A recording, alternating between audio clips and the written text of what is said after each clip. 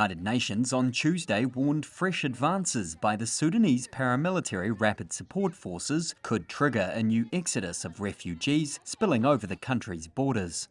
And UN High Commissioner for Refugees, Filippo Grandi, who recently visited a camp for displaced people, says humanitarian groups are desperately short on resources. We are barely responding. I have to say, in the site, I only visited this particular site, which is not very big, about 12,000 people, but arrivals all the time. We saw people just arrive, literally. The RSF took the city of Al Fasher in late October in one of the biggest gains of the 2.5-year war with Sudan's army, and it continues to advance eastward into the Kordofan region.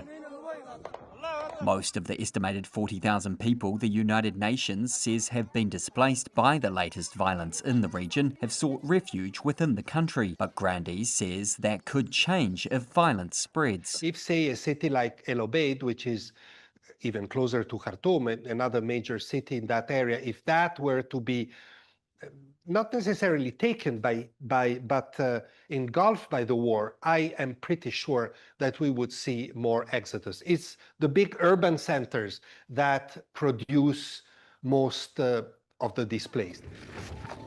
Already, the war has uprooted nearly 12 million people, including 4.3 million who have fled across borders to Chad, South Sudan, and elsewhere in the world's biggest displacement crisis.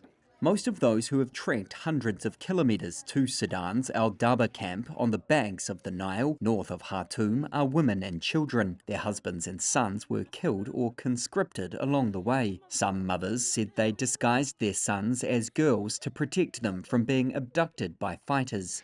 And their stories are unfortunately all the same. Rape, murder, forced recruitment of children, separation of families, and sheer robbery.